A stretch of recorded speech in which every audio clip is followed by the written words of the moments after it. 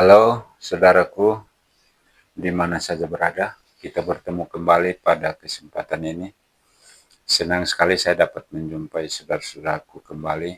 Semoga selalu dalam keadaan sehat, tidak kurang suatu apa, dan kiranya selalu dalam perlindungan Tuhan kita Yesus Kristus.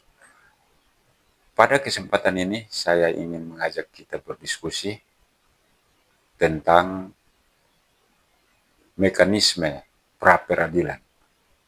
Saya seringkali ditanya oleh beberapa saudara tentang apa itu pra-peradilan. Sehingga pada kesempatan ini mari kita berdiskusi tentang pengertian, kemudian tujuan pra-peradilan, dan saya mengajak kita juga untuk mendiskusikan tentang contoh penerapannya dalam dunia hukum di Indonesia.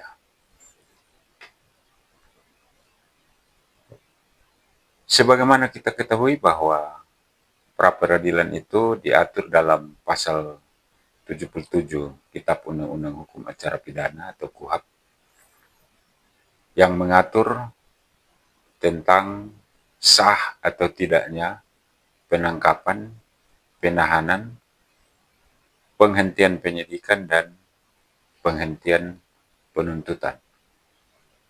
Serta mengatur juga tentang ganti kerugian atau rehabilitasi bagi seseorang yang perkaranya dihentikan pada tingkat penyidikan ataupun penuntutan. Kemudian berdasarkan putusan Mahkamah Konstitusi, kewenangan pra-peradilan juga menjadi lebih diperluas, di mana penggeledahan dan penyitaan juga menjadi objek daripada pra-peradilan. Nah, secara garis besar, tujuan daripada pra-peradilan ini adalah untuk melindungi individu atau siapapun dari penyalahgunaan kekuasaan atau kesewenang-wenangan, di mana pra-peradilan ini bertujuan untuk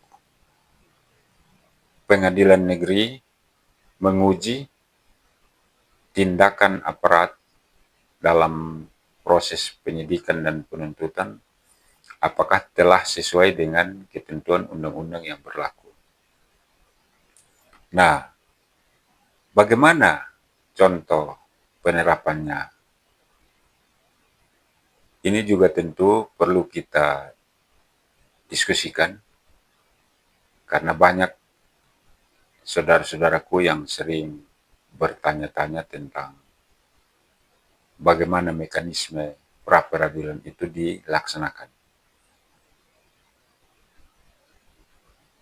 Dalam hal penangkapan, misalnya, sesuai ketentuan bahwa proses penangkapan salah satu syaratnya adalah penyidik harus menunjukkan surat perintah penangkapan kepada tersangka ataupun individu yang menjadi sasaran dari penangkapan ini.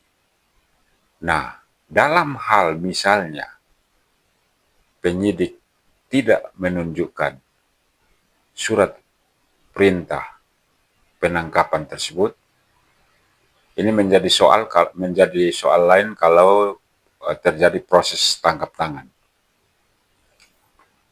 Tetapi kalau dalam proses penangkapan di luar proses tangkap tangan, harus menunjukkan surat perintah penangkapan. Nah, jikalau tidak ditunjukkan surat perintah penangkapan tersebut, maka tentunya sesuai ketentuan undang-undang, proses penangkapan ini menjadi tidak sah. Nah, oleh karena itu kepada yang bersangkutan oleh hukum diberi kesempatan untuk mengajukan permohonan pra-peradilan ke pengadilan negeri untuk menguji apakah penangkapan ini sah atau tidak. Begitu juga dengan penahanan, di mana salah satu syarat daripada penahanan adalah pasal yang dituduhkan haruslah ancaman pidananya di atas 5 tahun. Sehingga kalau pasal tersebut ancaman pidananya di bawah 5 tahun, maka tentu tidak bisa dilakukan penahanan. Kemudian proses penggeledahan. Salah satu syaratnya adalah harus ada saksi yang turut menyaksikan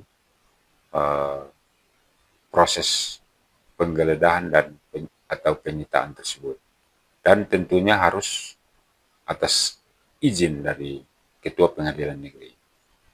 Nah, terhadap proses penahanan, penggeledahan, penyitaan, dan penangkapan tersebut, jikalau ternyata didapati ada tindakan-tindakan penyidik yang di luar ketentuan hukum, maka kembali seperti tadi saya sampaikan, silahkan kepada yang bersangkutan mengajukan permohonan ke Pengadilan Negeri. Nantinya Ketua Pengadilan Negeri akan menunjuk hakim tunggal untuk memeriksa dan memutus perkara tersebut melalui persidangan.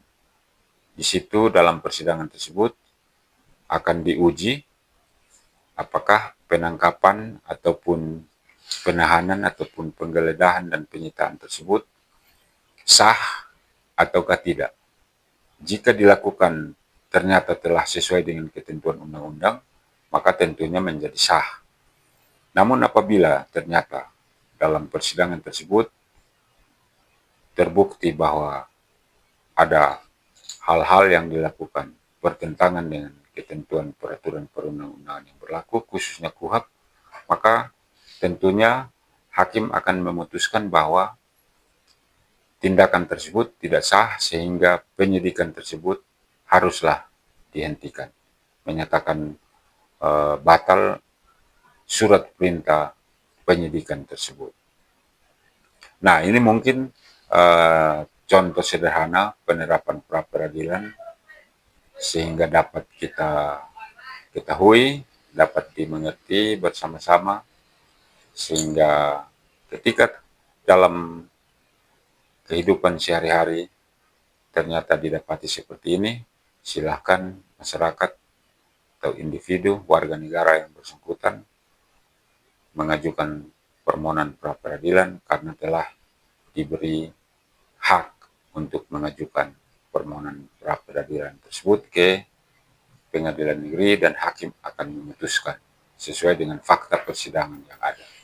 Demikian beberapa hal yang dapat kita diskusikan pada kesempatan ini menyangkut pra-peradilan, kiranya dapat bermanfaat untuk kita semua, dan pada akhirnya saya menyampaikan terima kasih kepada kita semua atas sambutan dari saudara semua terhadap kehadiran channel ini yang menambah semangat kami untuk lebih eksis ke depan menampilkan video-video tentang penegakan hukum dan upaya pemberantasan korupsi di Indonesia. Apabila ada hal-hal yang ingin ditanyakan atau didiskusikan lebih lanjut menyangkut video kita kali ini tentang pra-peradilan ini, silakan saudara-saudaraku menulis di kolom komentar dan kami akan berupaya untuk mendiskusikannya lebih lanjut. Demikian dan sampai kita ketemu pada kesempatan berikutnya.